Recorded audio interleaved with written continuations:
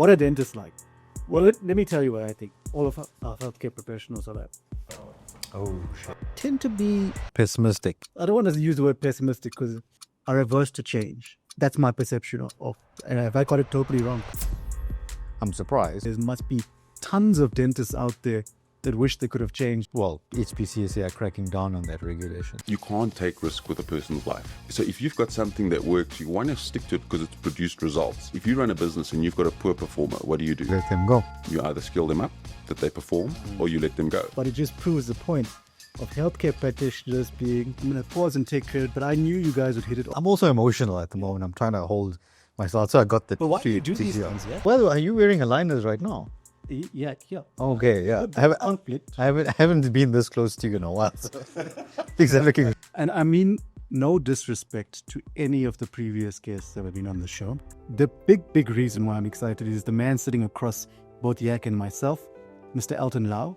Elton, welcome. Did I say it right? Thank you. Yeah, spot on. Is that how you pronounce it? I looked at a lot of people and I was like, wow, your whole life is determined by what somebody else says. Your boss. Are you serious? Oh my God. They're in a bad mood, if they upset, if they want to hold something against you, if you're smarter than them, if you want to go further than them. But that's also quite a profound realization as an 18 or 19-year-old.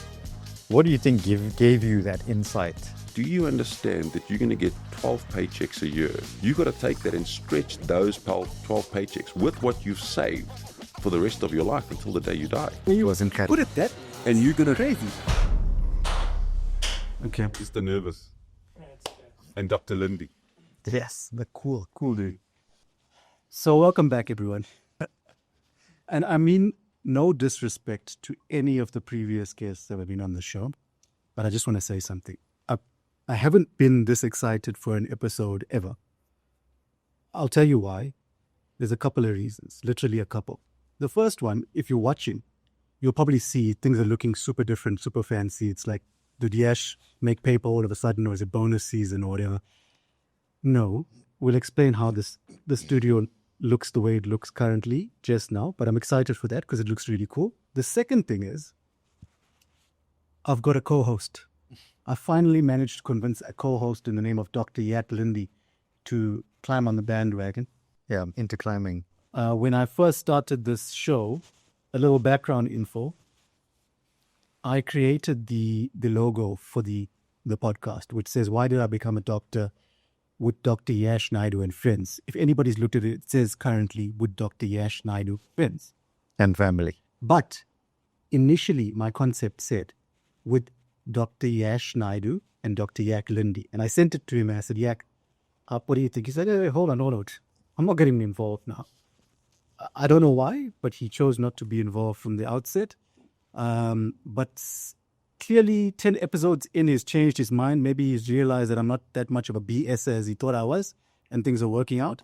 So that's the second reason why I'm excited. But the big reason why I'm excited is the man sitting across both Yak and myself, Mr. Elton Lau. Elton, welcome. Did I say it right? Thank you. Yeah, spot on. Is that how you pronounce it? Spot on. I like to take credit for something in my family. Elton, you won't know about. Here we go. I'm going to give you a little bit of insight into our family. Everybody knows that Elton and Yak are thick as thieves, right-hand men, so to speak, right? And I always take credit for getting you guys introduced together. That's a true story. We'll get into that, but Elton, welcome to the show. Thanks for coming on. Thanks, Yash. Do you remember when we met? Or how did we first meet? I was looking for a law firm to help us with an opinion piece for launching a clear aligner business. Okay, I'm glad you said it. I set you up there because, there's the thing called attorney-client privilege, right? Yeah. So I cannot disclose who my clients are to the whole world, right? But a client can waive that privilege. So I'm glad you've done it and waived it. Are you wearing aligners right now? Yeah. Okay, yeah. I haven't been this close to you in a while. So. Things are looking shinier. Shinier than normal. Yeah, I remember. I won't forget how we met, Elton, because I was this young-ish, nervous-ish lawyer. I don't even think I was an admitted attorney at that stage. I might have just been in the process of switching over to a proper full-time actual attorney. Because, we've got to do our articles and things, so yeah. but it was you and a couple of your colleagues and sitting across a boardroom, and you wanted this opinion. I mean, I don't know if you want to delve into it further or not, but I just wanted to give the listeners some background as to why is it that I've got an entrepreneur on a show called Why Did I Become a Doctor? But there's a very good reason. I mean, Elton, you probably know more doctors and dentists than the average person out there. I mean, Probably including us, actually. yeah, exactly. Yeah, even the. Over 6 years. So how did you get there? I mean, to where you were at the boardroom across the table from me, wanting an opinion on clear aligner? On how to start a clear aligner business. Yeah. Sure. So it started, I suppose, 2016. I had a friend of mine owns a whole bunch of dental practices in the US. And he said, Severin.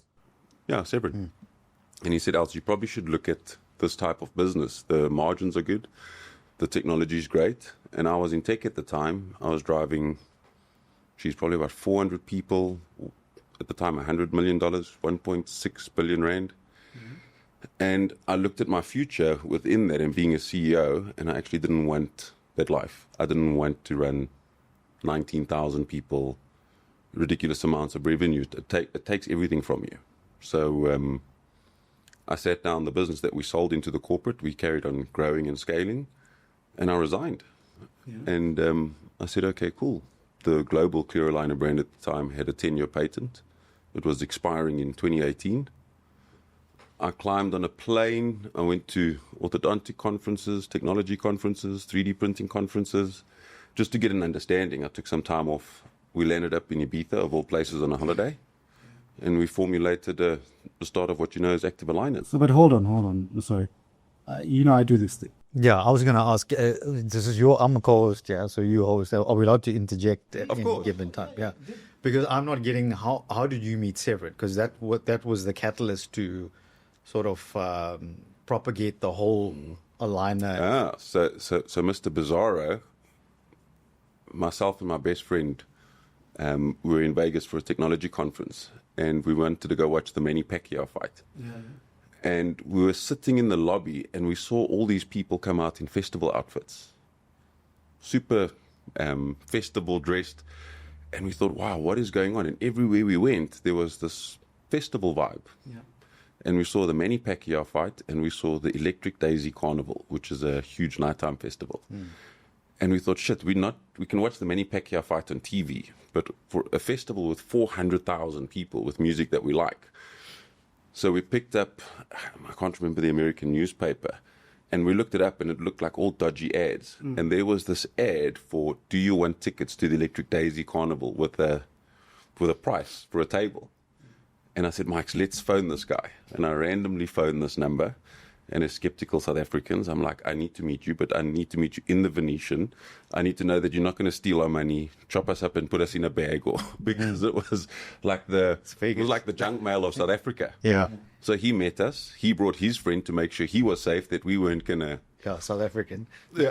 And this is Severin. Yeah, and this is Severin. Oh, wow. Okay. So we met him in a very busy restaurant. We kind of felt each other out, bought the tickets. And the rest is history. From day one, we just became really good friends. We've been on multiple holidays together. What were you doing in Vegas at the time? Technology conference. Okay. I went or something. No. It was actually, I think it was one of the VMware or HP global conferences. So what I was going to interrupt and ask is, how does a guy from tech, from tech to tea, that has a nice ring to it, but from tech to healthcare, had you ever dabbled in healthcare or ever thought about it or done anything before? Or no, is it literally just like, I'm just going to have a switch in? Never. So I had my first business when I was 18. It was actually an adult store in Benoni. Right. After that, I had a car audio business. It was like an adult world type of thing. A hustler shop. Like Texas. It was a hustler shop. When was that? Wow. I was 18. So what are you talking? 28 years ago. Okay. 95, 96 was my first business. Hustler, I'm old enough to know that Hustler was like a porn man. No, you got a few. You don't have to lie.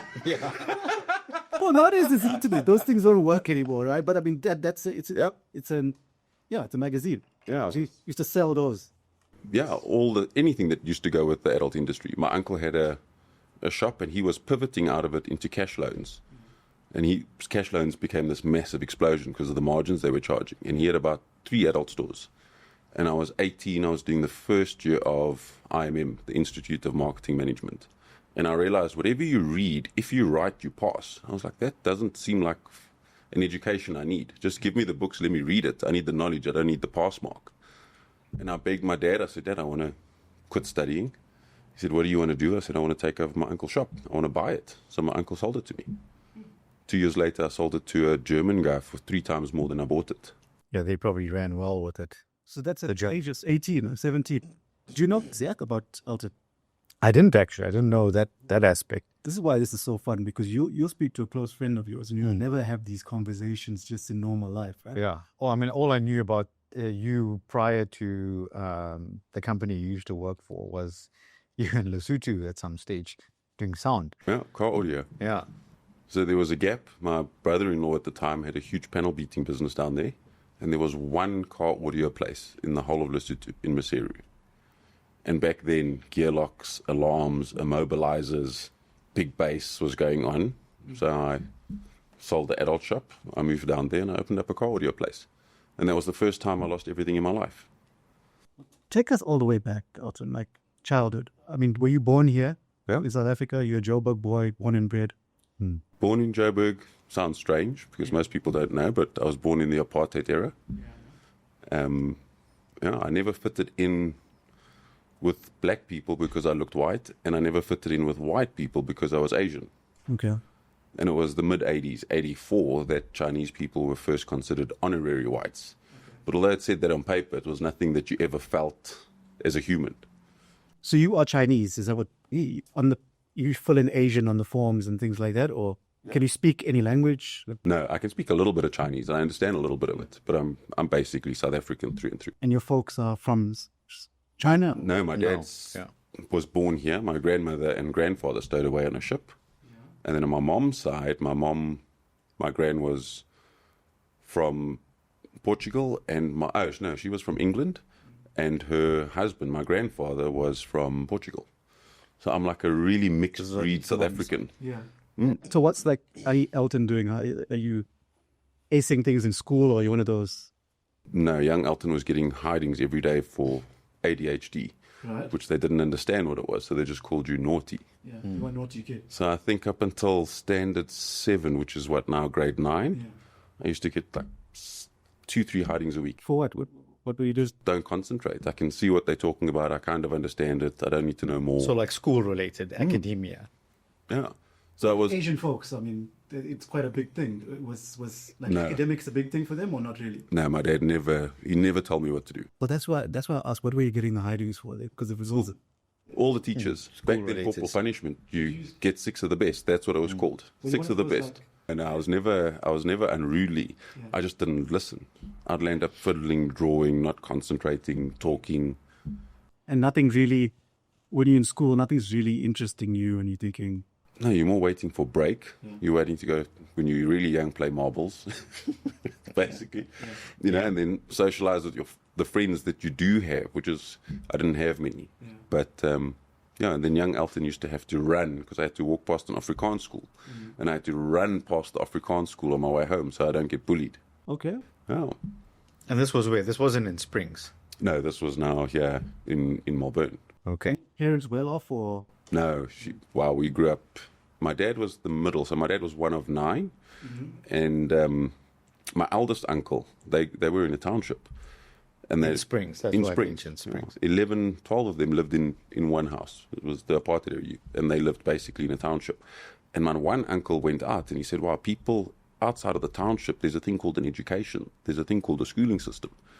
And the 4 eldest never got that opportunity. But my uncle fought back against his father, and my dad was one of the 4 or 5 that actually ended up being forced to go to school, because my uncle realized that they were so far behind in where the rest of the world, or where South Africa was. So getting hidings coming up in school, any plan in your mind, I want to do X, Y, Z when I get out, or what was the plan? Elton didn't have a plan, right? No, I understood marketing. I understood supply and demand, even in school. So when you're in school and you don't fit in anywhere, I landed up in a Chinese boarding school that was about 1990, 1991. They opened the school up quite a bit more. So it was more was predominantly Chinese, but you still don't fit in. So to fit in, I sold comic books, skateboard parts. I thought, how do you fit in a world that you don't feel you're a part of?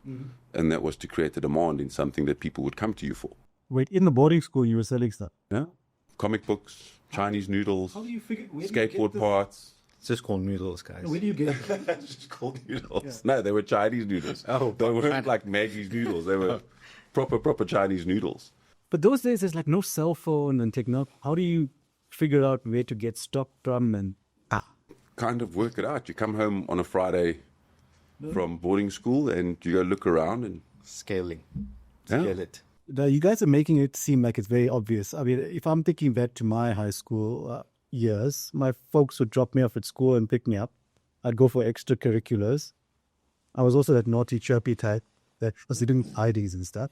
I got kicked out of class once. I've had my feet up on the headmaster's table at one stage in high school. It's a story for another day. But I still wasn't thinking, let me figure out how to make a plan and get stock and sell things. So it might, in your mind, it's probably easy, but I really, how do you get? But the thing is, we came, Yash and I have come from, we'd like to think we're for the people, but we actually came from quite a bit of privilege, if I had to be honest.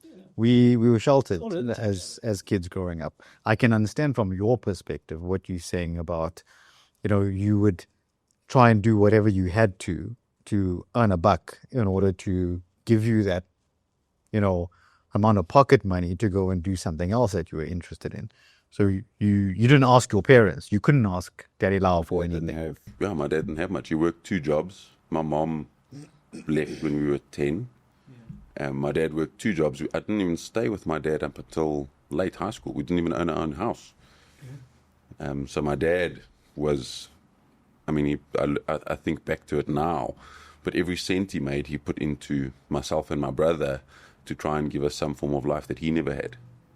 And during that time, you kind of understand the pressure, and you realize if you don't make it money yourself and you don't look after yourself, your dad's just trying to hold things together for Survival more. Yeah. Yeah, so you see the context behind my question. No, I get your question. So where did that stem from? It stemmed from not having anything, and then realizing all these people around you have things, and you can't go to, I don't know, if I was just a little bit more mature back then, because it was just me and my brother. But you realize you can't go to somebody that doesn't have anything to ask, and you can't put more pressure on that person. So you kind of got to help yourself. That's fascinating. So it's the entrepreneurial spirit. It's also not necessarily a natural thing. It's also a necessity type of thing almost, or not really. Or Not anymore. Yeah. Now you just enjoy building things. You enjoy figuring things out, solving complex problems. I suppose my passion's helping people, sometimes to my detriment. Yeah. But I can never work for a boss. Yeah. I've tried. After I lost everything in Lesotho, Yak brought up Lesotho, so I opened a really successful car audio business. The Lesotho riots happened, so the wrong political party rigged the elections or whatever it was, and they basically said, you got to leave Lesotho now, because the whole country was in uprising. We went back in 7 days later, and I had no shop, no customers' cars were taken, everything was gone. You were living in Lesotho? I was living in Ladybrand, so it was a 10-minute drive to the Lesotho border, and then 10 minutes into MetaU. But I lost everything. Anything I'd ever built, I was, how old was I, 20, 21? And I moved back to Joburg. I had to phone my dad and say, Dad, I need to stay in that room I grew up in. I said, what happened? I said, I've lost everything. And I had to start from scratch, all over again. And that was the first time I've lost everything. I've lost everything twice in my life. Mm-hmm. You see, I almost have to remind myself that I'm a host here and have to ask more questions, because I just get fascinated by Elton's stories. I just want him to carry on talking, but I've got to realize that I have to ask something next. But you skipped something a bit there. So like the high school kid that's, getting the hidings, the ADHD kid, after matric, what happens? Well, can I pause there? Yeah. Look, I know a little bit more about your story. So there's things that in my head also that I want to ask, because I'm privy to know. But in high school, you excelled. You were not just a kid selling stuff. You did excel quite a bit. You became head boy, actually, for very short. Tell us about that. Wow. I like Yak's got your back here. No, it's good. It's good. It's maybe we'll see. Are you setting me up for something? Did me? No, so as much as I may have struggled, if the teacher was engaging enough or actually delivered something in a way that I could hold your attention, I performed extremely well. But if when I came across somebody that was more mechanical than actually passionate about what they were doing, but the vice principal actually ended up teaching biology, and I excelled in biology. He was an unbelievable teacher. Standard 9, we went on prefect camp, and the principal, Mrs. Tim, and all the other teachers said, you can't even make Elton a prefect. And he was like, no, I'm going to make him head boy. Like, this is the leadership. Look at how and he explained to me all these things. And I said, Mr. Keek, I think you've got this very wrong. And he still pushed it through. And, there I was. I started off the year with a white blazer. But I had met the woman I actually ended up marrying in my first marriage, Jamie, 16. And we were partying that December. And nobody had told her I was 16. She thought I was 19 and she was 20. So the first year, or the first few months of matric, I went to school, but I wasn't really present. I was in over 18 nightclubs. We were partying. We were doing things. And my dad got called in and I got expelled within 3 months of being in matric. Yeah. My dad begged the principal, said, let him just write his exams. And they said, fine. So the last 6 months until you write your finals come October, November, I wasn't even allowed to attend school. I wasn't allowed to use the school bus. I wasn't in the hostel anymore. Yeah. And I sat at home trying to study, which I'd done miserably. But I was adamant. I still wrote everything on the highest possible grade, knowing they'll drop you to standard grade or lower grade to pass. But because I was head boy when I started the year, I'd already applied to college. And college said, oh, because you're head boy, you get 25% off. Because your standard 9 marks are good, we definitely want you. So I was already accepted into college on standard 9 marks, although I was expelled in matric. Yeah. And what did Mr. Tim say to you? You remember? Mr. Keek. When I went to go fetch my marks, he looked at me at the end of the year, and I walked in to collect the matric results, and he said, you let me down so badly, you'll make nothing of your life. And I remember that moment because I walked out taking my matric marks. I was actually just glad I passed. I could show my dad that I just passed by. And he said, yeah, you'll never make anything of your life. If this is, when given responsibility, this is what becomes. And it was a... If he was still alive, well, maybe he's still alive, I don't even know. What would you say to him today? So I'm grateful because as a 17-year-old, I finished varsity when I was 17. I finished matric when I was 17. It was kind of a wake-up call that people do put responsibility on you, and you are responsible, and expectations, where you take it for granted. But I worked for it, but I had a habit of working for things, and then once I've got them, I no longer appreciate them because now I've accomplished it. It's no longer important. What's the next thing I need to accomplish? But when it comes to leadership or taking care of other people's lives, it's not something you can let go of. It's something that you always have to be a part of, or don't ask for that responsibility at all. So did he light a fire by saying that? No, the very next day I had a car accident. I was driving, a car hit us from behind. I think we were doing about 120, 140 on the highway. My friends thought I was dead. We came across all 4 lanes of a highway, and a car hit us from behind. The whole back of the car lifted up. And, your life flashes before your eyes, and you realize, shit, life's short.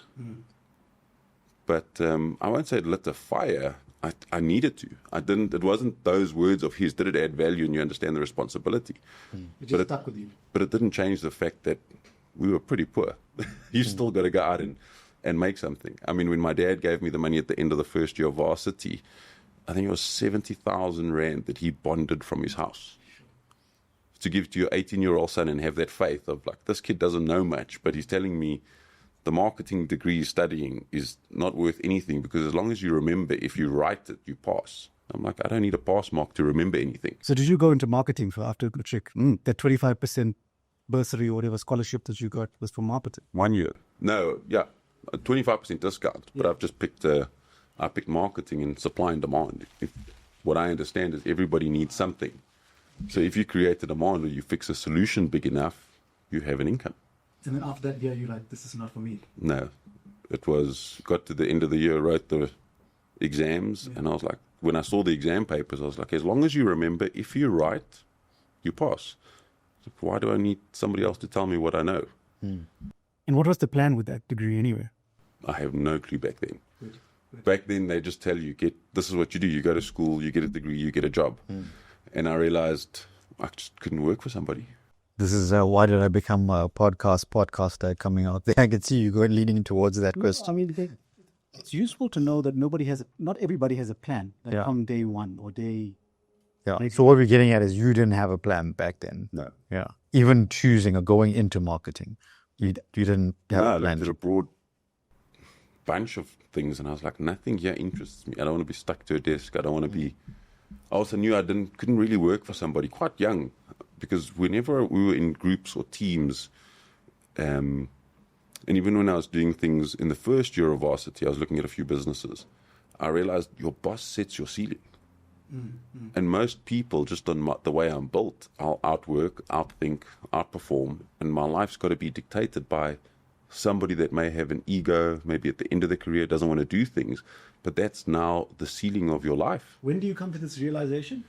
I must have been about 18 or 19. That's first year, second year sort of time. I looked at a lot of people and I was like, wow, your whole life is determined by what somebody else says, your boss. And if they're in a bad mood, if they upset, if they want to hold something against you, if you're smarter than them, if you want to go further than them, that becomes your absolute ceiling as an employee.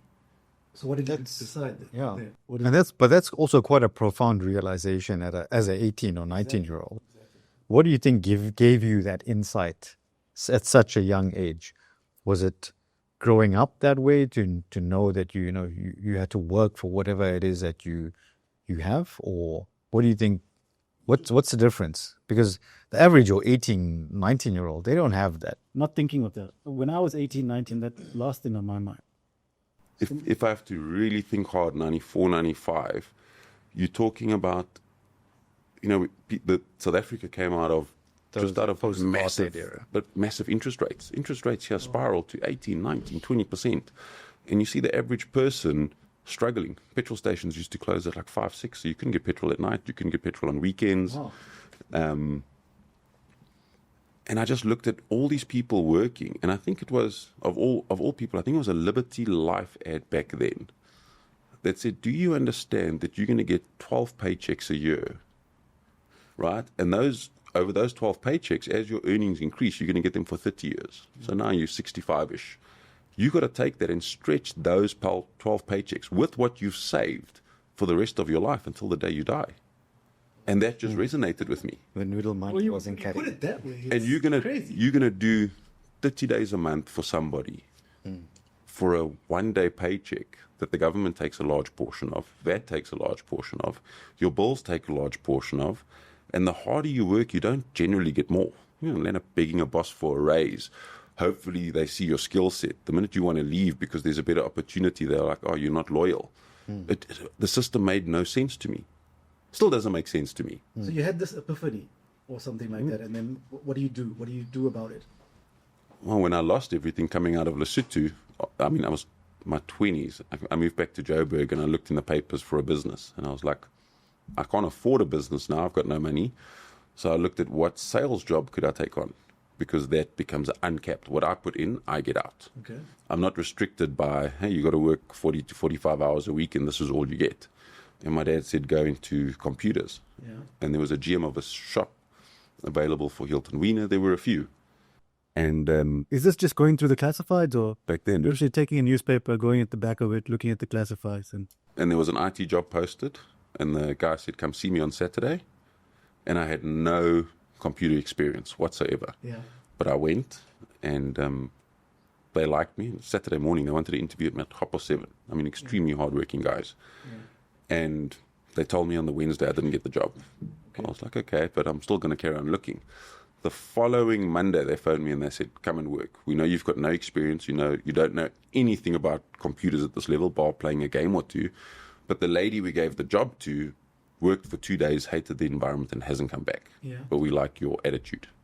Wow, they told you that. That is cool. Yeah. And they said, this is why you're being picked.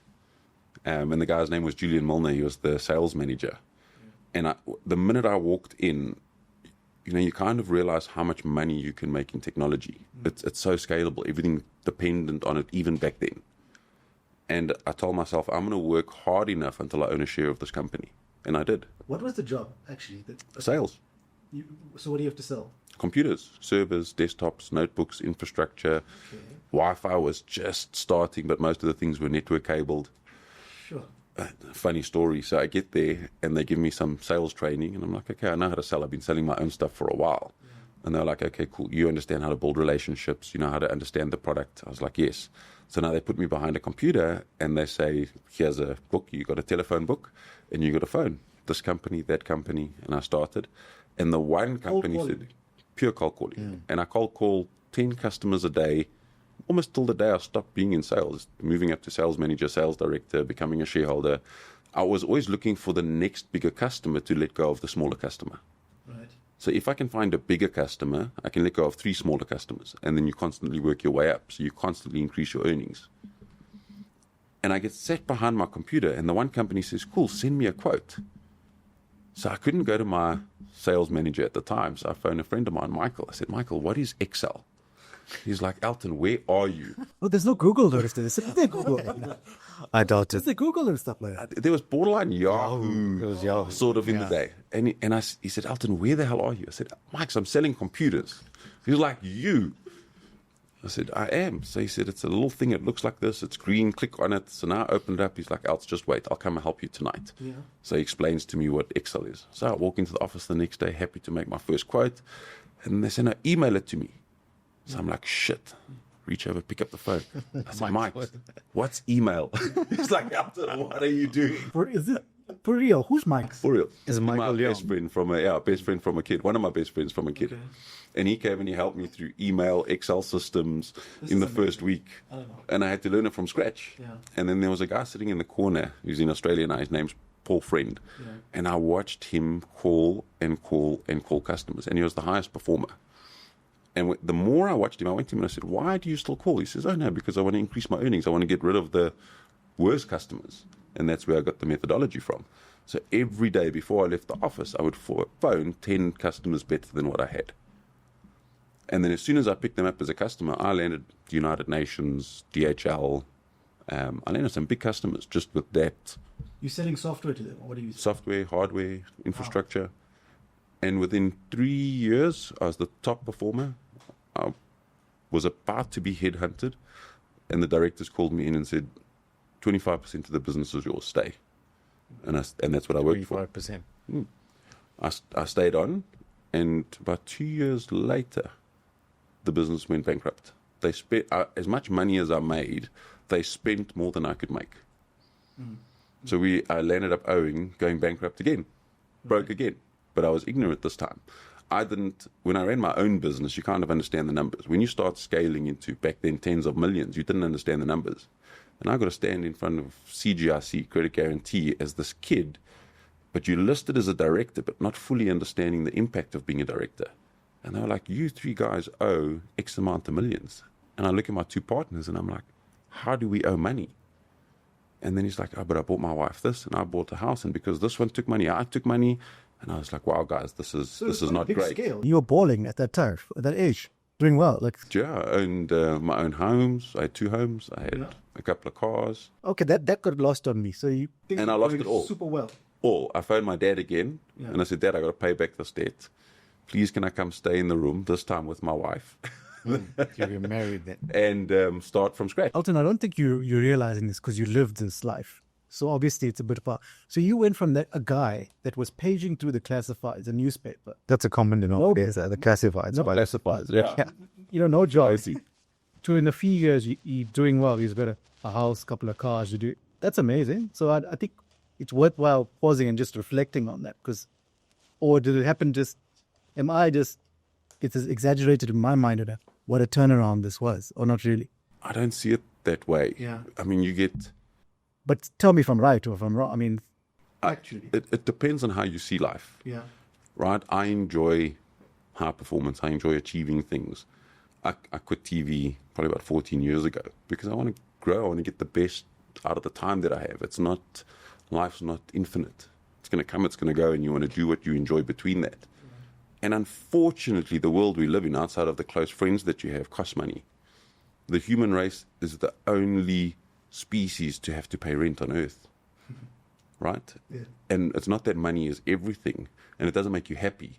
But the more money you have, the better healthcare you can provide for your family, the better schooling, the better education, the better networks they get into, the better quality of life you have, the better quality of food you're able to eat. So money doesn't make you happy. If anything, I know some really wealthy people, they're quite unhappy. But if you understand that money brings that, it doesn't bring happiness, but it gives you access to freedom and a quality of life. And the comfort, the ability. See, Elton can't help but go into inspirational mode, because that's very inspirational. But my question is, you've gone from classifieds to doing really well, and that's right. Yeah, That's amazing. 3-4 years. Yeah, but I think the reason why he does that, it is strange. I mean, it's not strange. it's strange to us as an outsider. It would be strange I don't because think it's strange. I just think it's an achievement that's worth like mentioning and highlighting. It's not like, I'm not saying it's strange. I just think it's important for people watching also to realize that that's possible. But when that collapses again, it doesn't feel like you've done well. I mean, I lost all of that. Moved in with my dad, had to pay back. And one of the businesses that were chasing me at the time, I phoned him and I said, look, I have an entire company. I'll come work for you. We'll do an equity swap. This is the book that we have. But there's one condition. Every single employee gets a job. And he said, deal. So he took on that entire 40-man company on my word that I would work my arse off to make it work. And 1 + 1 didn't equal 2 in this case. What company is this now? It was called Bromide Technologies. It was an IT company. IT company. Bromide rings a bell. Yeah. And 1 + 1 didn't equal 2. We ended up equaling 4 or 5.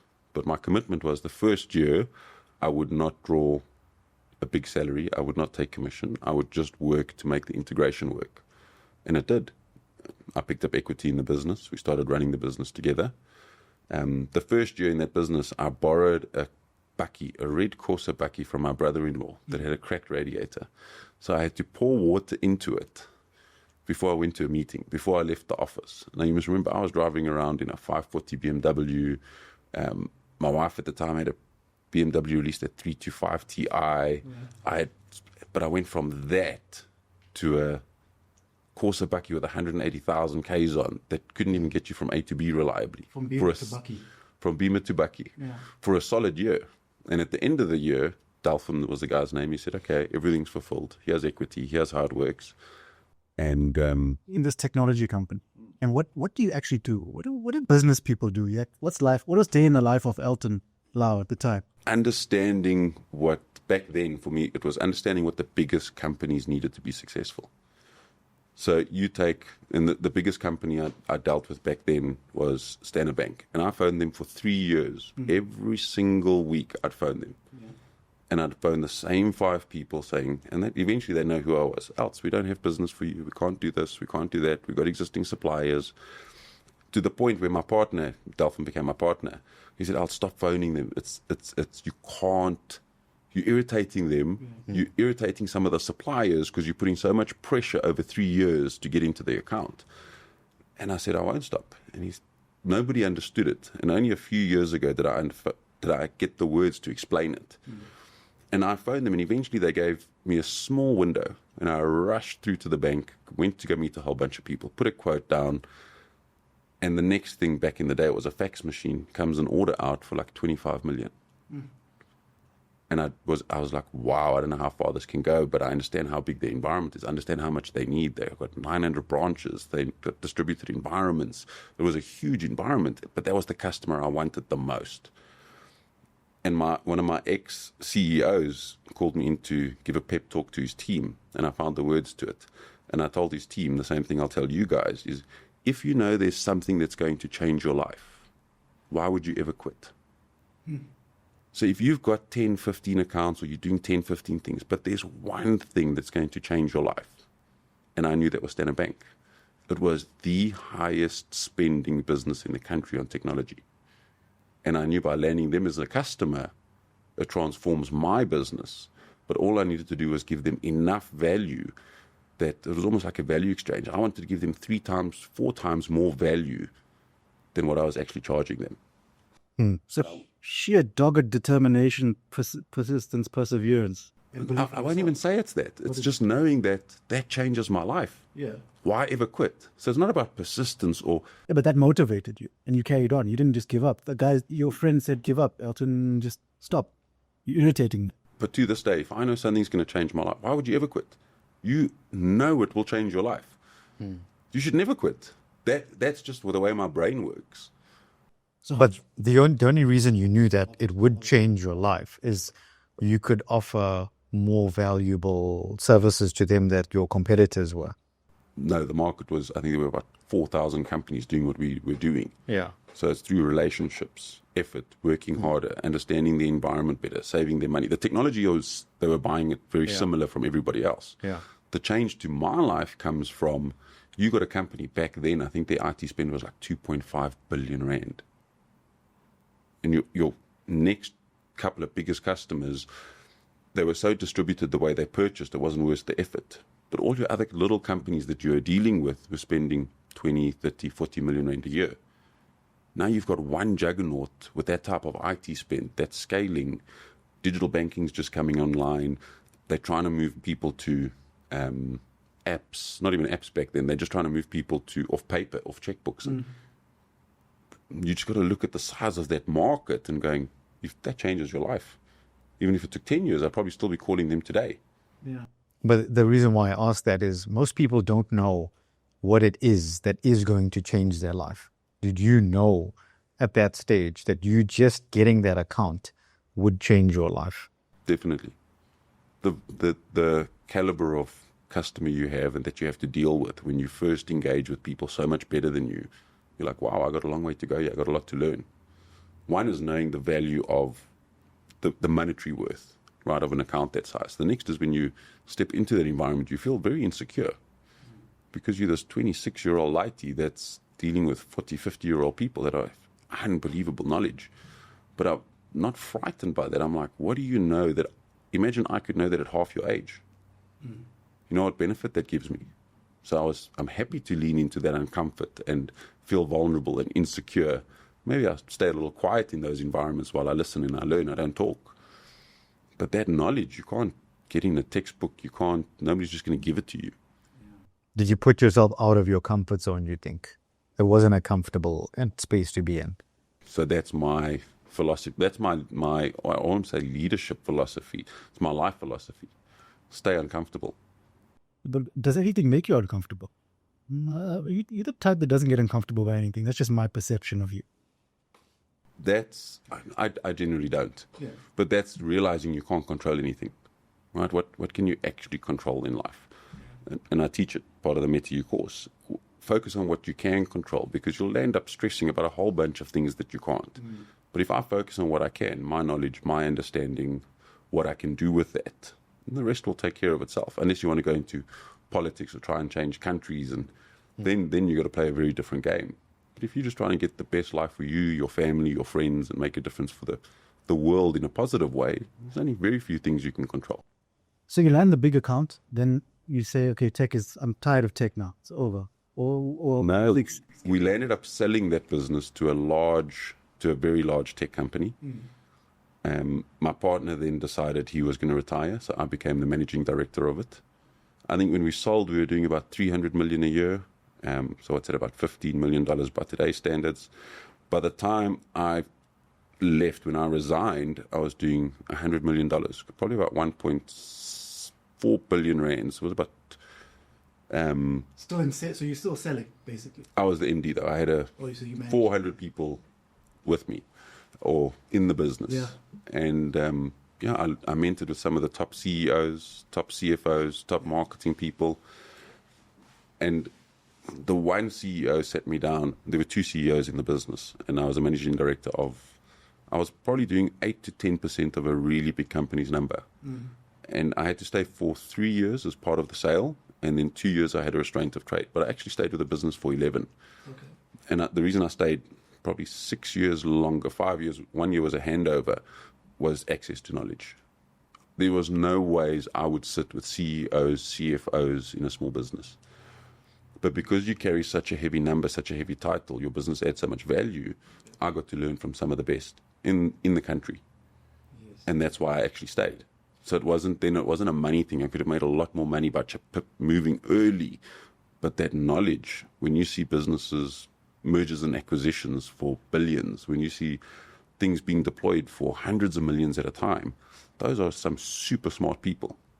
So I stayed, and when it came to the end, one of the reasons I left was to take over and run a 19 billion rand business or a billion rand business. I didn't want that life. I mentored with a CEO. I mentored with many CEOs at that level. It has to become your life. Okay. When you've got 14,000 staff members and that many people dependent on you, it's what I worked for my whole life, oddly.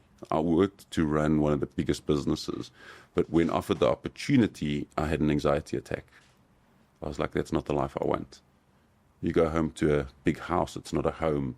You hardly know your family, you hardly know your kids, you don't have a big friendship circle.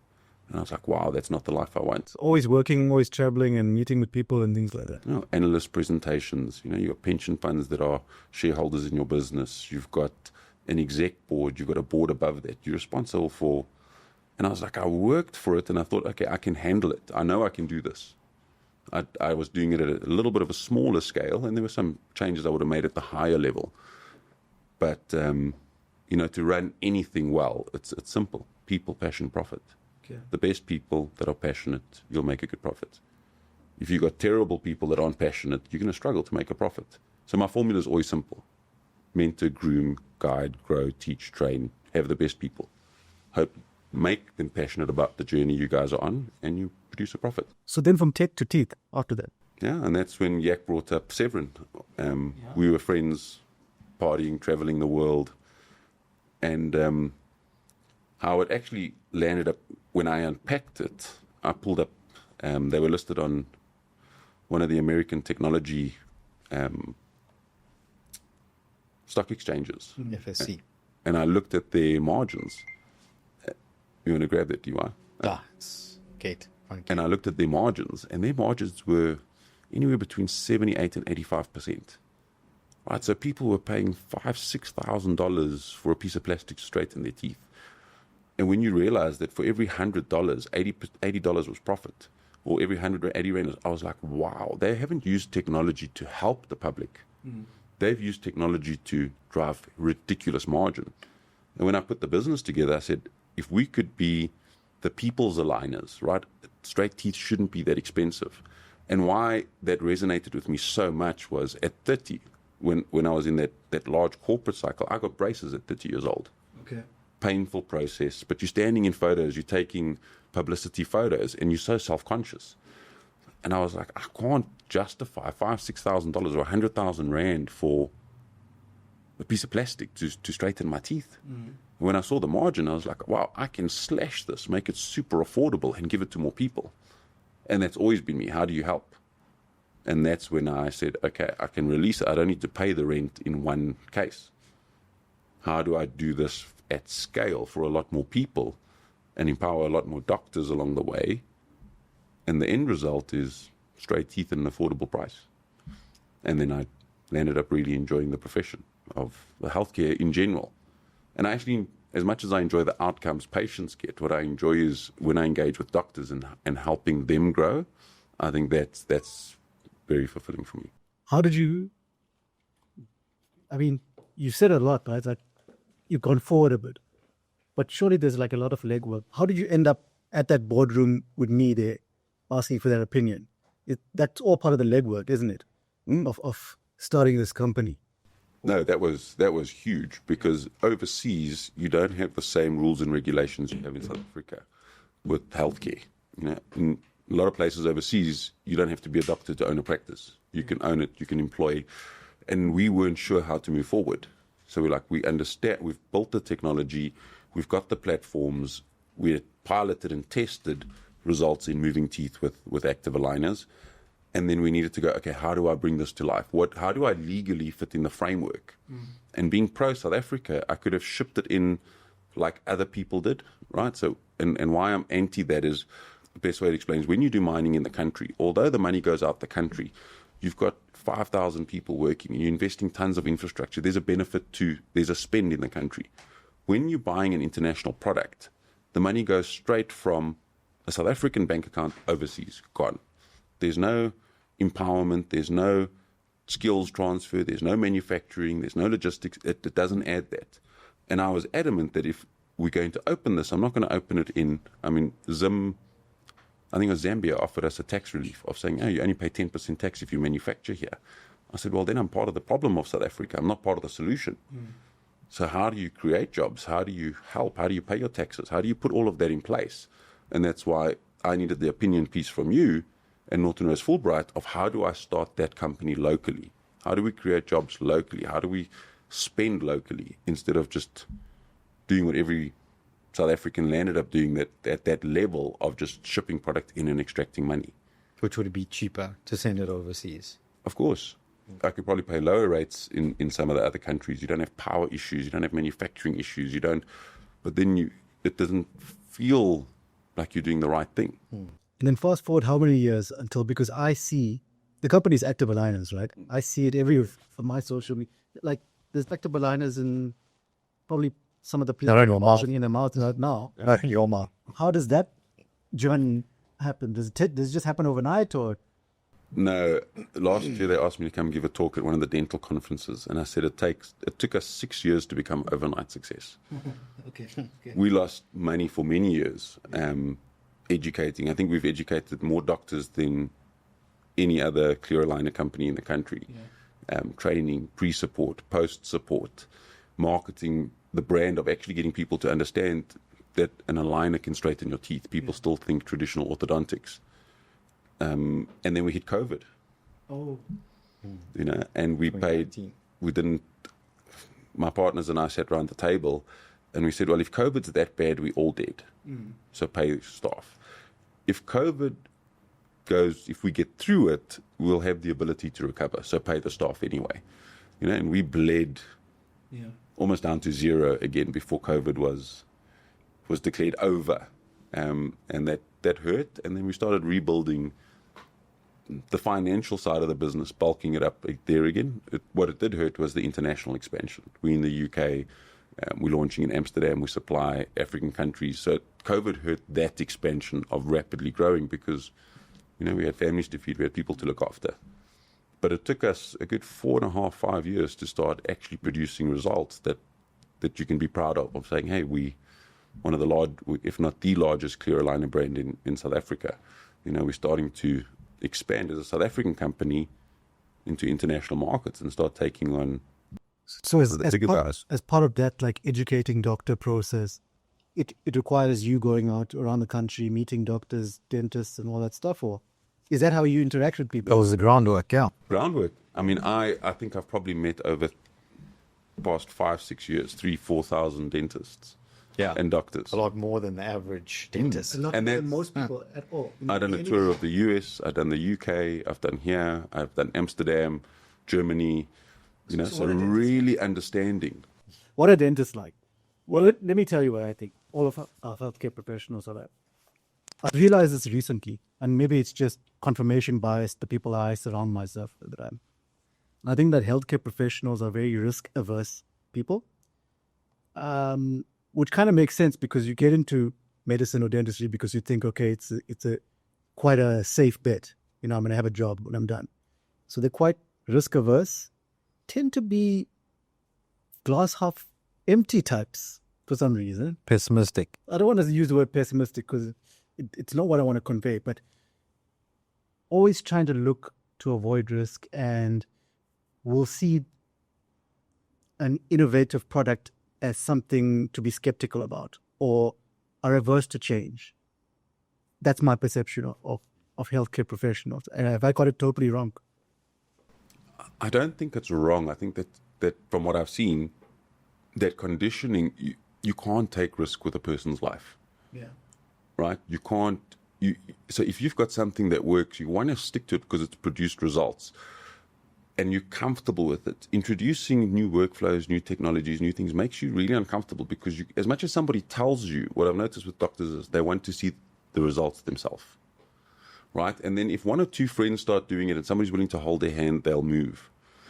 I think the problem I struggle with, I've worked with quite a few DSOs, and that's not just in the dental space, but across a large healthcare space, is What's a DSO? in DSO from a dental point of view stands for Dental Services Organization. 800 dental practices under one group. The local one, we have 1 or 2 local ones here that own, just not outside of dental, they just own large healthcare chains, multiple disciplinary healthcare chains. And when I was sitting unpacking with some of the DSOs or the large healthcare chains and some of the execs, in a business, if you run a business and you've got a poor performer, what do? You tell me. I don't know. You let them go. You either skill them up, that they perform, or you let them go. See, that was my initial thought, but it just proves the point of healthcare practitioners being Pessimistic. the mega. See, No, he's he what spent we have enough to time. let them He go. knows, he knows this. He knows what I'm about to But I say. knew you would have some positive spin on it because that is the positive thing, right? Try and upskill them first. The challenge you have is, even when I was running a ridiculously large business, I would probably churn 10% of the staff a year. Right? Underperforming. And it's not because they're underperforming, because it's just the job's not for them, but they've taken it for a paycheck. So you either upskill them or you find them something else to do. But with healthcare, the minute you get that degree, I can't remove you from the system no matter how bad you are. Good point. So you could provide terrible healthcare. I can't remove you. Right? So you can't constantly raise the standard of healthcare because you can't say every doctor's great. In anything in life, you get your high performers, your mid-tier, and then you get a whole bunch of people that are just there for a salary. Yeah. And you can't move healthcare forward because you can't remove poor performance from a system. Those poor performance will end up in their own space. It could be a lower LSM, could be wherever they find making an income from, but you can never remove it.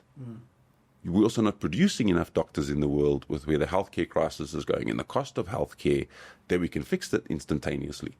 Doctors are qualifying, not able to earn enough in the early days because they don't even have skill, no patient base. Some of them are buying franchises. They're landing up going into other professions because they're saying it's just too hard, too long. So, one, you can't just remove doctors once they're qualified, no matter the level, especially at the lower level, right? When you walk in, and I feel it, and the reason I feel it is I've been responsible for many people's lives from a financial point of view. I can imagine from a healthcare point of view, just going, I do something wrong, this person dies. I do something wrong, it debilitates them for life. I make a wrong judgment call. There's things where they're saying, you're over-treating, you're over-diagnosing, or, you would potentially rather err to that than underdoing something and something happens to a patient. Don't pick up cancer, don't pick up diabetes, don't pick up. So I think doctors go through it, and the longer they're in the profession, the more they realize the impact of their decision. Okay. So they'll end up being more calculated, more risk averse to make sure that what they are doing is the best. But they also don't want to make a judgment call every time, right? So you don't want to sit in front of 8 people a day because you don't have that mental capacity to make a judgment call 8 times a day, 5 days a week, 200 odd days a year that you're working. So they put a system in place in their head that goes, this is the best system I have that I can work with that will produce the best result for the volume of patients I'm going to see. And once that's in, it's very hard for the average human to break apart, unlearn on something that's already working for them. So is it easier to sell tech to big corporates or clear aligners to dentists? Was it just the same thing, no difference? No, there is a difference. One, tech to big corporates, or in general, when you're running a business, I've got other businesses where we still sell tech. I have a restaurant hospitality business. I have a leadership and training business. The leadership and training business is very enjoyable because it gives transformation. Selling aligners, and now we're doing 3D printed teeth and a whole bunch of things to dentists, where it's fulfilling is you're lowering the cost to a patient, right? You're giving the doctor an additional revenue stream. And just the way I am, spending time with them, watching them grow, and the fulfillment you get from that is much deeper. Tech, every 3 years, it's going to change. So you're under that same pressure. Bank can't go down. IT systems can't go down. Internet banking can't go down. Insurance companies can't not send you your premiums, not pay you out. But that churn goes every 3 to 5 years. But there's never any acknowledgement of like, shit, you've done a good job. Like, this is how many people you've helped, because it's just this. There's no hamster wheel. tangible result that you can see. In the dental space and the doctors, and I've worked with a few doctors as well, outside of dental, is that tangible result, that feeling when you get a phone call and saying, shit, this helped me so much. Or, my practice has gone from doing this amount of money to that amount of money. Or in some of the leadership stuff, they're like, wow, I moved from this type of person to this type of person. I'm less insecure. I've got less guilt. I have balanced my work-life family. I understand this process unlocks me. It's a lot more fulfilling. And that's the reasons I'm in it so deeply, and I haven't pivoted out of healthcare yet. So how did you meet this cousin of mine? Speaking of dentists, difficult dentists. Through you. Yeah. I actually can't remember how that happened. So I can actually remember it clearly. Even after you gave us an opinion piece, I kind of enjoyed your company. So I still used to phone you. How are you going? What's happening? And you said, Elton, you'll really enjoy my cousin Yak. You guys will get along. And I thought, okay, look, I like Yash, but doesn't mean I'm going to like his cousin. And it was about, wow, it probably took me 60 days to phone him. 6-0. Yeah. Wow. About 2 months. Well, I was still getting to know Yash. I was enjoying it. I was like, this guy's a dentist that is now a lawyer. Across 2 professions, giving me an opinion piece. Like, it's a rare human, especially medical, right? And in having the legal side, on the legal front, you have the medical background. I was like, that's cool. So I was... For the record, I never actually ended up giving you that opinion piece because I left the firm by the time it was finalized. But we did get one. You done a lot of the back work for the opinion piece. What was that opinion, by the way, if I can just ask? It was about how do we open an align. What was it, the like outcome? a yes or no? Like, He's the client. I can't say anything. So it was how we legally opened an aligner company in South Africa with regards to the HPCSA, the Dental Technicians Council. How do you do that with and then provide employment, scale, skill in that space versus just opening off border and shipping it in as a product, which is easy. All the other companies were doing that. I was like, no, I want to open it in South Africa. But yeah, it took me about 2 months to phone Dr. Yak over here. And we had put up a facility for a doctor, and I phoned him and I said, this is what we're doing. And back then, not many doctors would actually come and be open to it. You were saying they don't want change.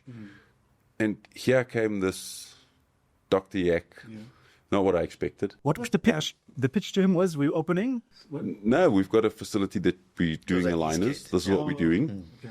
And I got on with him. He said, I love technology. I love bringing new things into my practice. I love giving my patients what's actually the best available. He came through. His accountant, I think, was his first ever one, that he brought through. And he said, this is what I want to test. I don't just want to jump in. And we've just developed a friendship over 5 or 6 years to becoming, I don't have many best friends, but he's become one of my best friends in a very short period of time, 5 years. For those So I do owe you one. I mean, I see him 3-4 times a week, if not more. I watched him go from a single room practice where his consulting chair and his surgery and everything was in one space to a staff complement of 10 people in one of the best practices in the country. Are you also responsible for turning him into like this sexy beast that he is right now? Because Yak was never... I don't know, but should I be quiet in the second? There's like a rose. I have my I want to hear both version of of I don't want to say my impact in his life of us spending time together, but I'd love to hear Yak's version of the guy that would pitch up and not want to train and make a face like us when we were starting to work out, and he was more interested in the whiskey. He was happy with his single little practice before Elton going and said, hey, do this, do that. These are the ways you can do things. I'd love to hear his version. But thanks to you, I've developed... No, I always say I should be in recruitment because one of the things I just love doing, I don't know why, it gives me such a kick, is like Connecting people. I really love doing it. I don't know why. And then, that's why I always brag to my family, like, look at this relationship. It's all me. Thank you. I think it's a common denominator, knowing both of you as well. It's a common denominator with the three of us. I don't think we like facilitating you mean that? relationships and connecting people. No, if we know somebody can benefit from introducing them in their life for the place that they are, I think it is. We all three of us are built that way. So what's your story, Yak? I actually had to research it before this because I knew this question was coming. What? Like when did I when did Elton and I actually meet? It was the 25th of February, 2019. How did you know this question was coming, please? I want our listeners and viewers. Obvious that you would ask this question. Yeah. Because we didn't circulate notes and things. This is genuine. Yeah, this is all organic. So you knew it was coming. Material. Hasn't too well. Yeah, no, definitely. What date? 2019, 25th of February. Elton pinged me a message. He's like, oh, when can we meet this week? And then I said, no, I'm ready. I'm free to meet anytime. Even if I'm not free, I'll say I am. And I think it was later on in that week that we actually did meet. I came through the East Gate. And I was overwhelmed, to be honest, because I thought it was just going to be, like a dental practice. And I mean, what we know from dental practices are quite clinical. But active aligners at that stage and Smile Club were pushing the boundaries of what dentistry was all about. Besides the aligners and the technology that was coming in, it did not feel like a practice. It did not look like a practice. It was so bespoke. And I was like, wow, this is really cool. And I got to meet everyone, I think, besides you, because you were not there. You were out in a meeting. And I thought, wow, everyone here was actually pretty cool. And this guy brought all of these people together, so he's probably pretty cool. But to remember the finer details of our actual meeting, no, I don't. And I think that's part and parcel of relationships that you build that doesn't have a time frame and is kind of, it transpires life, if you want to call it. You don't remember the granular details because it's just so organic. So was Elton the guy that influenced you to get into working out and things? But genuinely, I don't know, a lot of people don't know this, but you were skinny. Yeah, I was athletic. No, you weren't athletic. Like, you were not known for your physique. And is it Elton to? Of course. Visit for them? First day of lockdown. Yeah. Elton calls me. This is now an established relationship. He calls me. He's like, okay, we're not going to gym. So we're going to need to build a gym at Elton's house. So he goes off and he buys like the high-end things, right? Like the rack machine or whatever you call it. I don't even know the names anymore. I go to Macro and I ask the lady, like, where's all your gym stuff? And there's like a sandbag there. There's only a 12 kg sandbag left. And I couldn't even pick that thing up to put it in the trolley. She had to help me. Yeah. But yeah, Elton's played a big role in not just my physique and wellness and my interpretation of relationships on all spheres in life, but he's quite a person that will put you out of your comfort zone. Okay. He will intentionally be the antagonist in order for you to further understand situations not from your own biased perspective or the knowledge that you have. Even if he doesn't have the knowledge, but he will purposefully try and get you to understand the situation from anybody else's walk of life. And I know there's a person behind the camera, Kiara, listening as well. He'd concur with me because we had this discussion just the other day about Elton. Like he will purposefully be the antagonist, not for the sake of just disagreeing with you, but to get you to understand that sometimes there's a bigger picture and you can't always just bring emotion to every situation. Okay, so he opens up different perspectives for you. Yeah. For me, it was putting me out of my comfort zone. Yeah, okay. Definitely. From weights to... A bit of an ambush question for Elton here, because I just started doing Elton's course on MetaU. And one of the first few modules that I'm on, Elton, you mentioned there's a thing that when people engage with one another, one of the first things in their mind is WIFM, right? What's in it for me? Now, this might be an unfair question, but I'm genuinely asking. When you're engaging with people like Yak and my cousin and stuff, what's in it for you? What inspires you to say, let me show this guy how to work out. Let me show him to transform himself. Is it just love it, or? It's indirectly selfish, but not selfish. Yeah. Unpack, please. So the background I come from, you're not accepted in many places. And Yak is one of the few individuals that the way he shows up for people that he loves is I've almost never seen. I've got 2 or 3 friends like that. So to have him in my life, I mean, I've gone through some stuff business-wise through COVID. He's really close to my son, my wife. The way he shows up for people he cares about, and it's not small things. He doesn't show up with like a small thing here. it's the big things in your life that he seems to understand, and I never want to lose that. So for me, that's what's in it for me. If you're asking about my friendship with Yak, is the way he shows up, and he doesn't just do it for that person. He'll do it for anybody that person loves.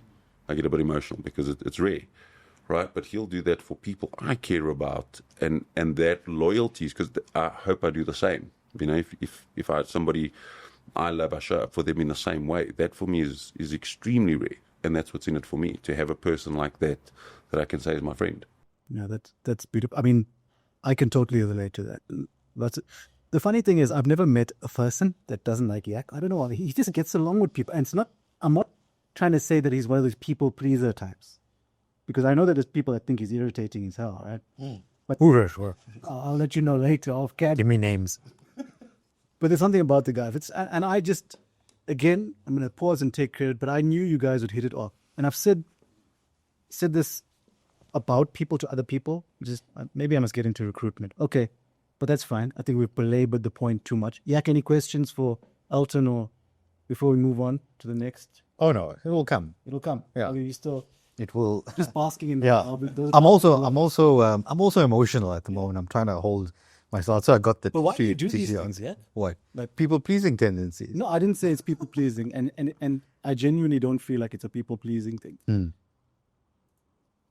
Where do you think it comes from? Just being that kind of connection. No idea. Probably growing up in a farm in Ginyislovu. This. It's a family inside joke, because they don't believe that I grew up in isolation in Tinley Manor. But I did. I didn't have like sort of like formative social relationships as a younger child. It was just my sister, myself, my grandparents, and we did grow up on the farm like quite a bit in Ginyislovu. So I think my understanding of relationships, it only came into maturity later on in life in Pietermaritzburg, and it was a bit more mature at that stage. So I think not interacting with kids at a like too much of a younger age probably played a little bit of a delayed development of emotional quotient than other people. I mean, there was family. It's weird. I think you have a higher emotional quotient than other people. That's what I'm saying. Because yours is way high. You're way more sensitive to how other people are doing and feeling than most people. I do agree. It does come with its pitfalls. Isn't it cool how two people from two different backgrounds, right? Because Yak was the first guest on the show, so people will appreciate his background. And he just mentioned it a bit earlier about relative privilege, relative sheltering as we grew up. You totally different background, can hit it off so well and create such a partnership. I just think it's cool to think about. But let's move on now. This MetaU thing. Where does this? Do you just get bored of the teeth, or you just? Is it another? How does it come up? How was it born? How was MetaU born? Yeah. So it was about 5 years ago. One of the CEOs that I had to report to asked me to come chat to his team, and I said, "Why do you want me to come chat to your team?" He said, "Because no, you motivate, you inspire, you give knowledge, you give wisdom." And I was like, "I don't know how to do this. I don't know how to run a company."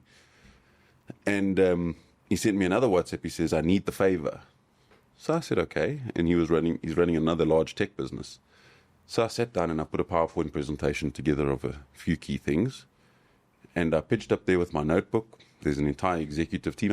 I'm used to dealing with execs, but I'm like, what is it that he was actually struggling for? And he was struggling to motivate them to enjoy selling and driving a number.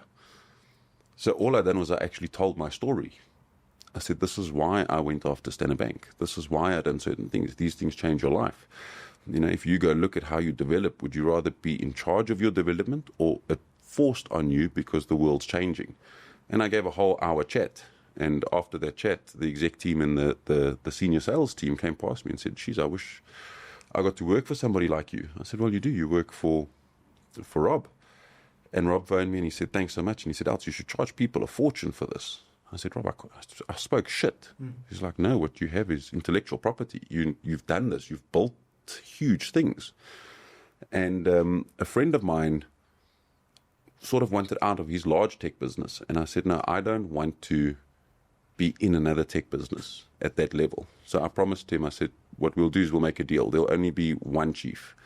So if I say yes, you walk away from your business, but I won't run the business. I'll put a leadership team in, and I will groom and develop that leadership team very quickly, but from within the business.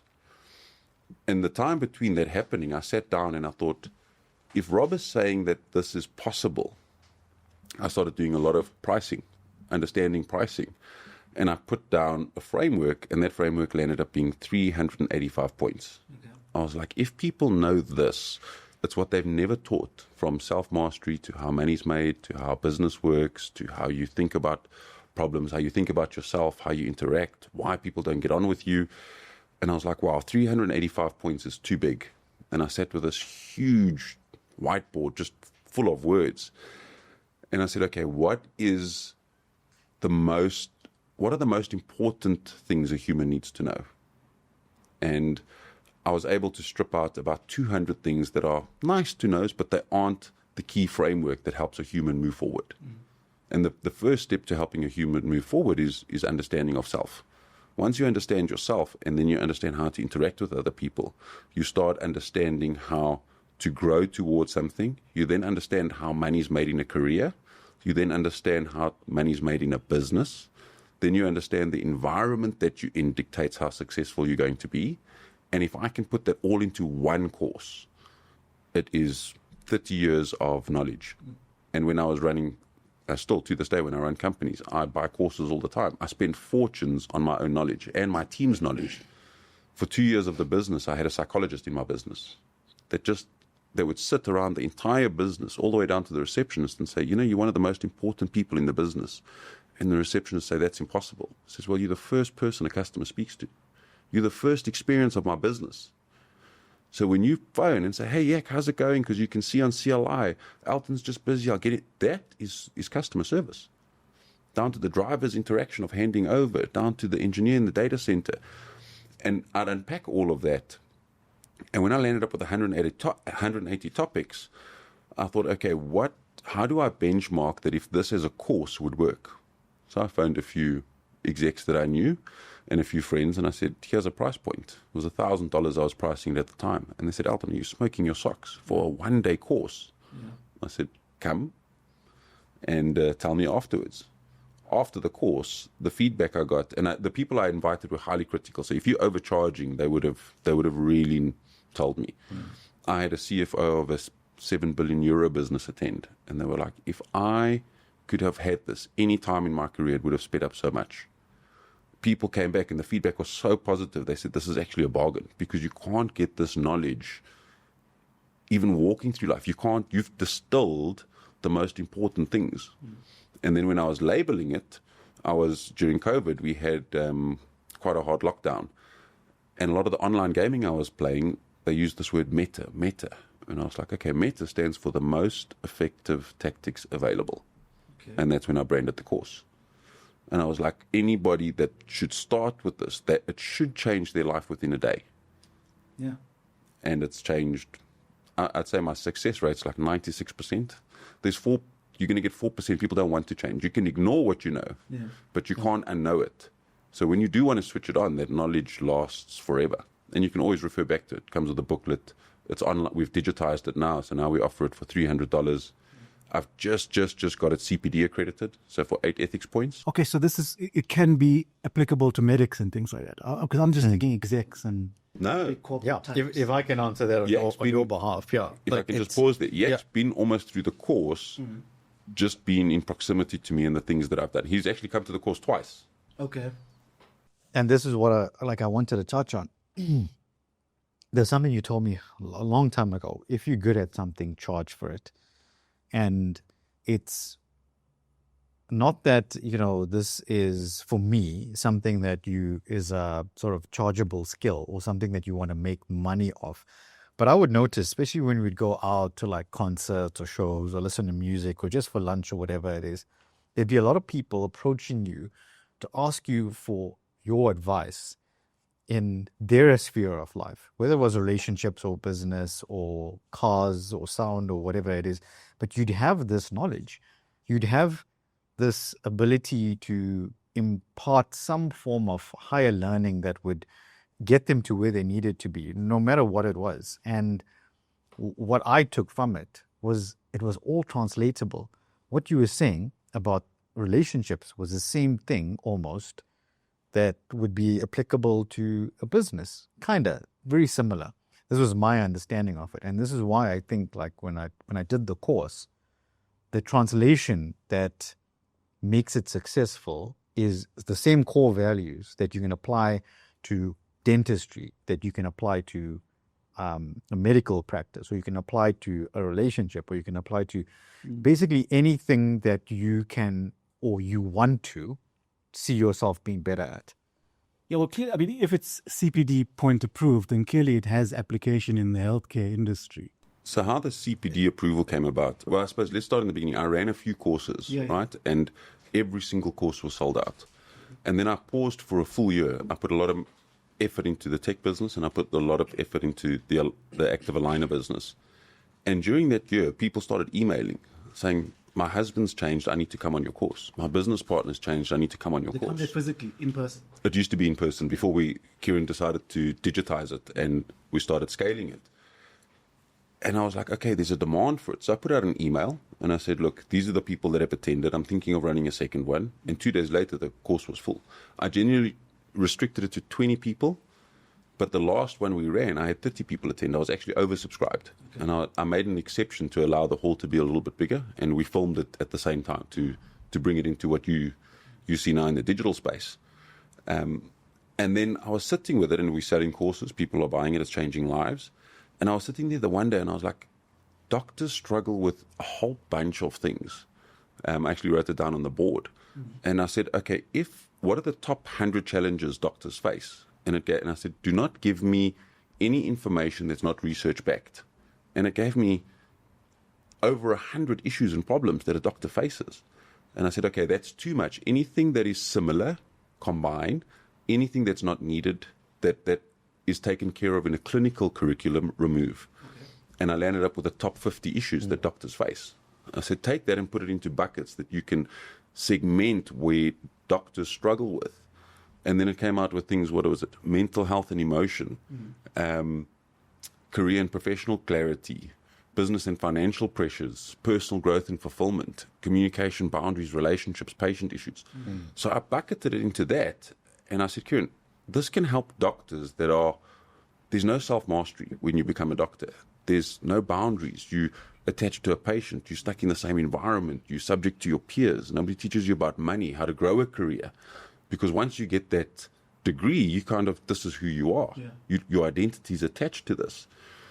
So I sat with AI for a long time, and I put those things into buckets, and I said, what does the MetaU course fix for doctors? And it fixed over 85% of the challenges they had. And I was like, wow. So if that is from a point of view outside of clinical, that doctors understand career path themselves, that it's okay to make a change. Why are they stuck in certain ways? How do they relate? How do they create boundaries? How do they learn about money? How do they learn how to run a practice? How do you learn how to be in a practice with other people you're stuck with 5 days a week? Right? And that becomes a real challenge because you become a product of your environment. How do you help people understand, change your environment, be better in the same environment? And I thought, okay, would this qualify? And I sent it through. And the reason why we went with the South African Medical Association is they have one of the most rigid CPD accreditation submissions. Yeah. And they came back and they said, this is incredible. 8 ethics points. I was like, wow. 8 ethics points. 8 ethics Did I hear you right? For a single course. Wow. So I was like, that's how even they would have seen it. And I think Kieran done the submission. It was a hectic submission. Yeah. And we had to put down what this addresses. And if I'm pushing it and I'm getting normal people and businessmen, entrepreneurs, leaders to excel from my course, I was like, why is that not in the doctor and healthcare space? And through running the course, I probably had about 40 doctors in total come. I've had doctors fly from all over the world come and do the course. I've had Dan, he's now doing it in the UK. He's taken it into his son, and he's like, wow, there's this, we never get experience or exposure to this. And if I had to go and try and find it, it's almost impossible because it's in 180 different locations of information. Wow. And that's why I thought, okay, how do I take that now and dedicate it to a doctor focus of saying, here's a roadmap when you're stuck, or when you want to personally develop, or you want to grow your career, or open more practices.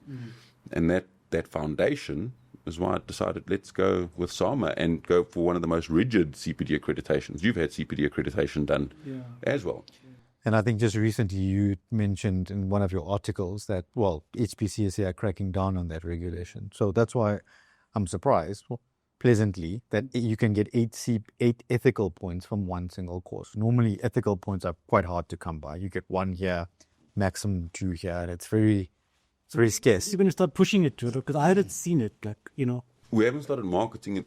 So although you'll see through my socials and a couple of the posts in Spreading Education, we haven't tried to sell the course yet. Okay. So although the course is live, people can buy it right now, we're mainly focusing on corporate and individuals. I need to put a comprehensive offering video sales letter, and in the next 2-3 weeks we'll go out to doctors and saying, here's what it addresses, here's how it works.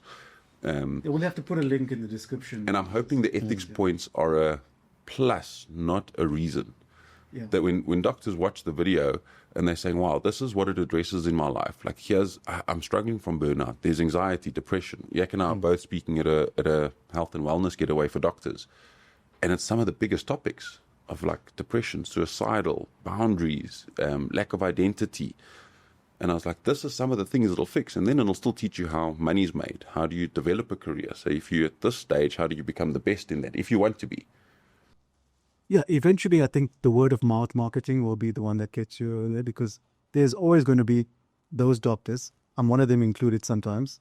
Then you sign into a webinar, you log in because you need the points. But you switch off. Yeah. And trust me, I know a lot of people just log in, go do the dinner, the dishes, whatever, and get the point at the end of the day. So I suppose it's important to mention that, because I'm not looking to try and change or help people that don't want to be helped. Yeah. You know, from good to great is way easier than from battling in victim mode to trying to help somebody just get to a little bit of an achievement state. And why I focus on the upper echelon is because once other people see them transform, the low performers go and say, oh, wow, this is possible. That's when they start moving, by when you show progress, when Yak shows progress, and they're like, wow, I didn't know this. And they say, hey, there it is. There's the roadmap. Start. But to take somebody that doesn't want to start, it's not my target market. My target market are people that are like, understand where they are and saying, I want to be better, or I'm stuck. I know there's more for me. I don't want to try and move people that are almost immovable. So this MetaU thing now, is it the new standard bag pursuit of yours, or? No, it's my passion project. Is it the passion project? It's passion. Yeah. It's my whole life. Yeah. Every business I've run, and even I think my family feel it the most. If I love you and I'm passionate about something, it's people, passion, profit. Yeah. Best people, well-skilled, passionate about what they do, you make a profit.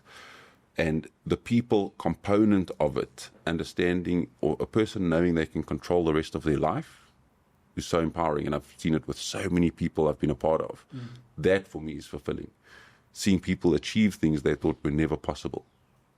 And it can be a general human. I still get messages to this day of saying, hey, I worked with you for 2 years and this is how you've helped me. It's the most fulfilling thing. Even though we sold a course, that it's a sold for course, production studios, marketing, ads, all it cost a fortune. It's not just profitable. You got to run Facebook ads. You got to build entire websites. There's an entire LMS platform behind it. You got to pay for CPD accreditation. So it's purely passion. The doctor market was just explaining to doctors what it is. But another reason I put some of the stuff together when Rob first started was I was tired of having to listen to people that were confident but not competent. Right. I love that. I just always talk about overconfidence and undercompetence.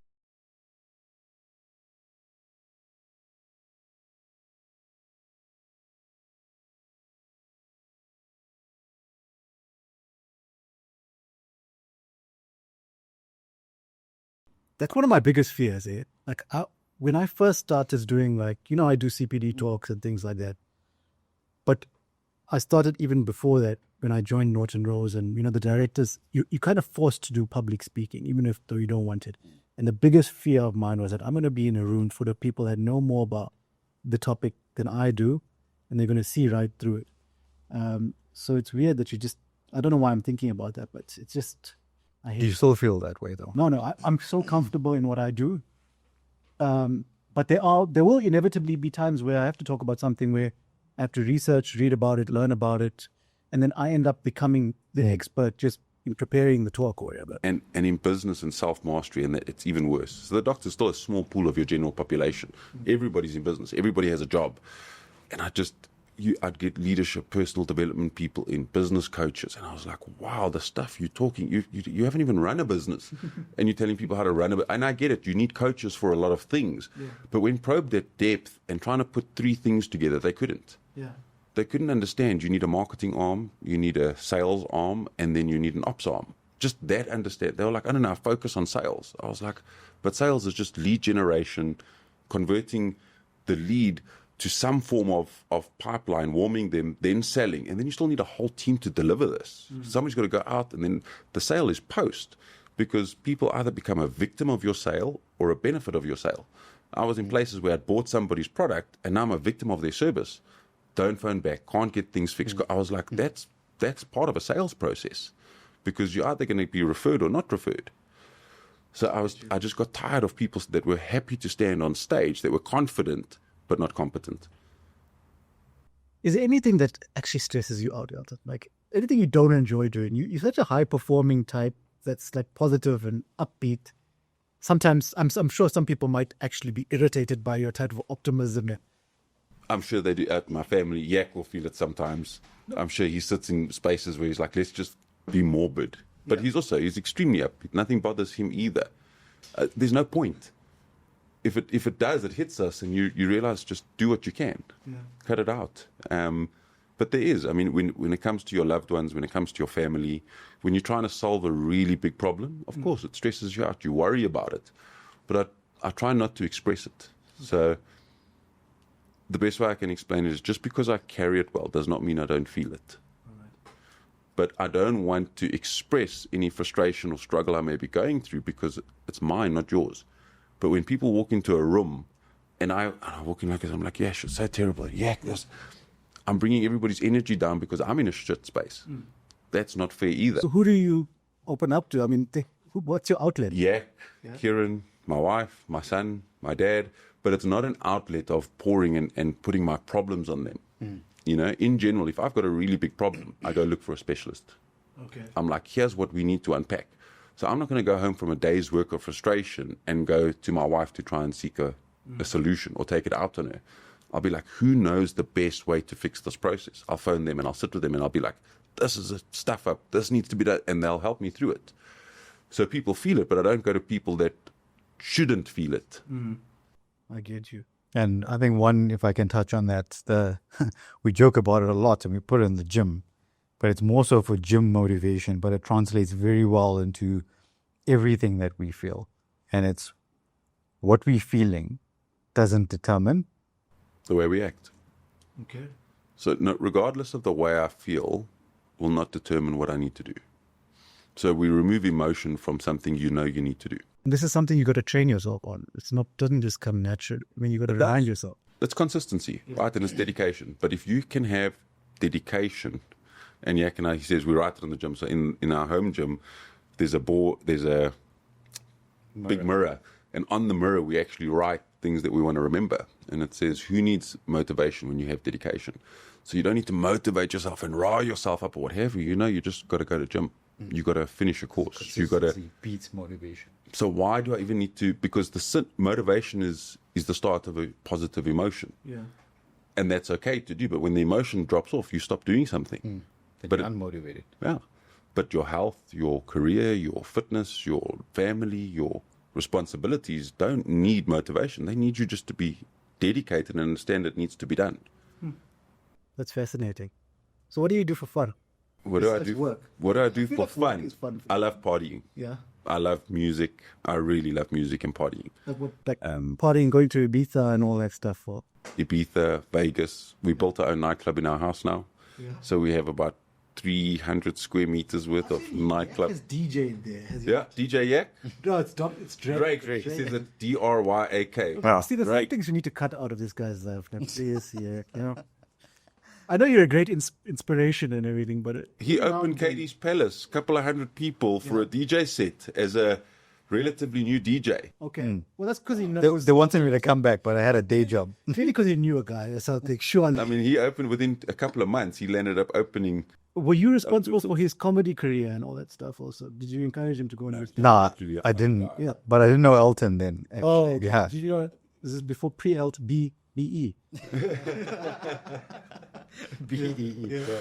So, from your point of view, Yeah. moving off the course quickly, Yeah. a question on your life.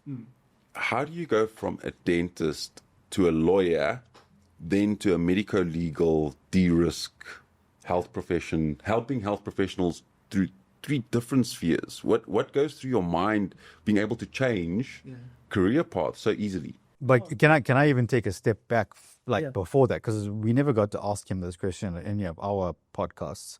But why did you choose dentistry in the first place? What got you into dentistry? You're not going to get the long answer on this show. We don't have time. Because I just didn't know what on earth I wanted to do. And Because he had great academic results in matric. He could have done whatever he wanted to do. my old man said, actually, well, it's not the typical Asian Indian dad that says you must go and do X, Y, and Z. My old man said, why don't you go play cricket in the UK? Because I was quite into cricket. I've made Natal and all that stuff as a schoolboy. But I just didn't know what I wanted to do. And I went with the flow. And it took me years to figure it out eventually. And even when I was making the changes, the only reason I made the changes is because I had a support system. So it's nothing fancy, nothing interesting. But I just didn't know what I wanted to do. That's why I'm always fascinated by, and I always dig into those questions like I was asking you about being a natural entrepreneur and things. I'm always fascinated by what shapes a person's choices as they grow up. And also I love to hear when people tell me they had absolutely no clue until very late or, whatever. So, because it just sort of reaffirms my upbringing almost. But yeah. You didn't answer the question, though. The question is, I didn't know what I wanted to do. I went with the flow. No, why did you change from... No, I mean, I blame Twitter. It's very weird, but so dentistry, I hated it. I knew it wasn't going to be something I'm going to do the rest of my life. I always wanted to do law, but I thought it's not a safe option because it's such a saturated field. So I went into something that I thought was safe based on the marks I got. And after I started working, if not, definitely I don't want to be a dentist.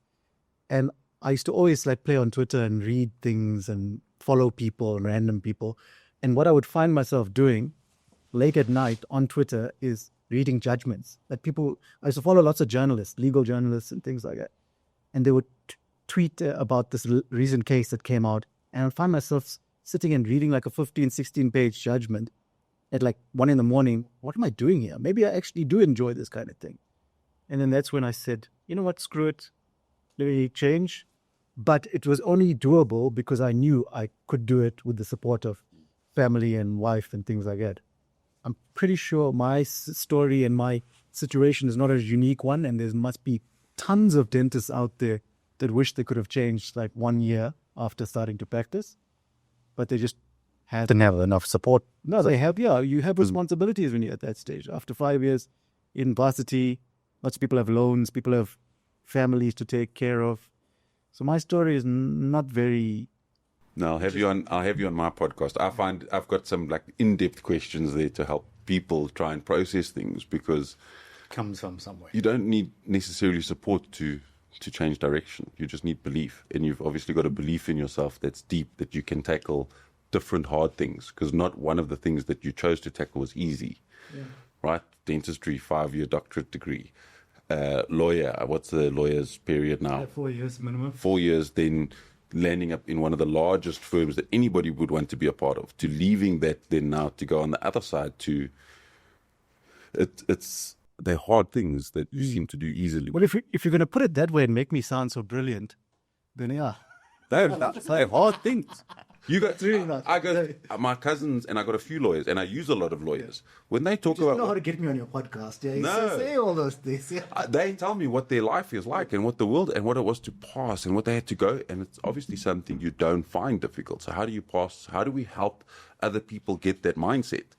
Then even going, I've built a full ability to earn good money as a dentist, to be a good lawyer, going, oh no, I'm going to pivot again to that. That's not a mindset easy to come by. Well, you slowly getting me to think about coming on your podcast, because I hate talking about myself, man, like as the guest, but I feel like we can go on for like hours and hours and hours. And the guy behind the camera is telling us we need to cut shortly. No, he's just telling us that there's 5 minutes left on one. Yeah. 5 minutes Yeah. memory card. Yeah. But there can always be a part 2. How long have you been chatting for? We've been chatting for like, 2 hours now almost. So I want to know. what did it feel like? No, it felt quick. Yeah. It felt quick. So I'm going to put links to MetaU's course on that in the description. We'll probably have a part 2 sometime soon. No, or maybe in 10 years' time or whatever. But, you're not going to let, Well, part 2 can be on my podcast. So we've got 2. So we've got the Most Effective podcast, right, which is Elton Lau hosting the Most Effective and getting that across. And then I've got the Smile Club podcast launching. Okay. And that's just within the doctor space, all different types of doctors and industry leaders, because nobody's sharing what's going on in each space. Hearing from a head of a dental supply company, hearing from the head of that, going through other doctors' journeys, and how do we help that space. Oh, yeah. Well, Mr. Lau, it was a fascinating convo. I didn't expect any less. We could have gone on for 3-4 hours and made it like a Lex Friedman type, but let's pause it for now. And thanks so much. See if the guests want, if the audience want a part 2. Yeah. I don't know. In my opinion, I think that we haven't touched even the tip of the iceberg. There's so much I wanted to ask you, like Dubai, and there's so much coming, and it's nice to get an insight instantaneously, and then 2-3 weeks when people are watching this and they're like, this guy's there now. Well, let's connect with him. Let's see what he's doing there, and what's happening in his life. But yeah, as I said, we're always deliberating on what the guests want, but I think this is the viewers. the viewers. But this is more organic for me, in the sense that it's about us, just general conversation between friends and family. That was fun, guys. People that mean something. Yeah. Hi, guys. If you like this clip and you want to see more, I'm sure you'll enjoy this one. Cheers. Enjoy.